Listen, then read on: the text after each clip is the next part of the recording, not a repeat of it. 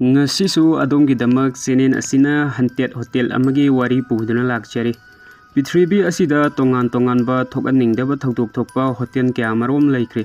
Masi sing asigi manungda tamthiba amo oiduna lairiba hotel amagi warini. Hotel asigi ming asi Hotel Monte Vista kawi. Aduga hotel asi US da laiba hotel amani.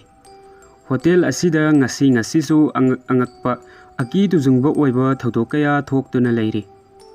Hotel asi saba losilaba matung 1927 da hangladuna lamkoiba lakpa miyoi kayagi panthungpam amasu oiriba hotel amani. Hotel asigi room number 220 asina amukke hena tamnaba hele. Masida lairuba miyoi pumbana asumna loina haine. Makoina numidangi matamda TV yengduna lairikanda room asigi TV asi masa mathanta atopa channel kaya sindok sinjin sanaduna akiba movie kaya masa mathanta thajari. Asida sunatana achikpa ahing mi tumna hipna khrakanda so room asigi TV asi masa matonta on tawjaraktuna akiba horror movie kaya akanba sound ga loinana tharaktuna room asida tumduna lairiba miyoi pumba khangprek khangkoi haugatle haibasi room asida lairuba miyoi pumbana loina hainaba wa haktane. Karigumba matamda makoina kisanda sana thaknaba sem saduna lairikandaso makoigi khut ngaksam amadi khong asina singba hakchangi saruksing asida aingba khut amana amuk thenglamduna swai mangbagi thodok amasu thu ai. Aduga dining table da laiba pukam sing asi masa matontana langjaraktuna akai atoi thoganduna yum room asida lairiba miyoi sing asi yamna akiba fawalle hai. Athengba ahingi matamda hotel asida mi tumna hipna khrakanda hotel asigi room amadagi amada chattuna thong hango room service la ye haiduna thong thilladuna tumduna lairiba miyoi sing asi hodokpagi thodok tho hai. Karigumba hotel asigi maramda khangdriba nauna laiba lakpa miyoi singnadi hotel asida asumna tho haiba khangdabana makoidi thong hangduna yengnaba yawi.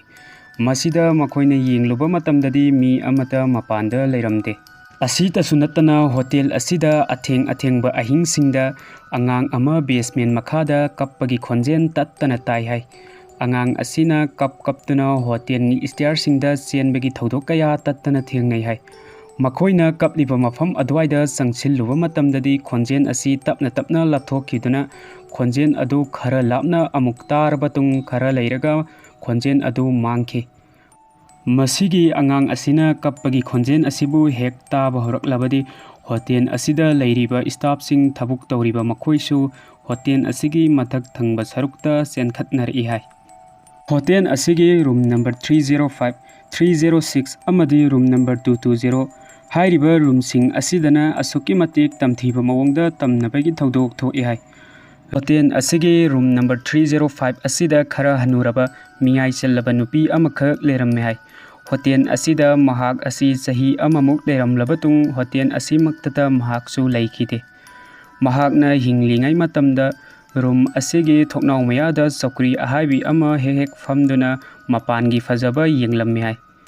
Sokri asi hanubi asi laikhidrabatung hanubi asigi manba saktam amana nongthingi matamda famduna nokpa amadi wari sabagi mawongda sokri asi sanaduna lai haina hotel asida leiba miyoi singna hotel gi staff ta hanjin complain tobagi thodok kya thokki hai.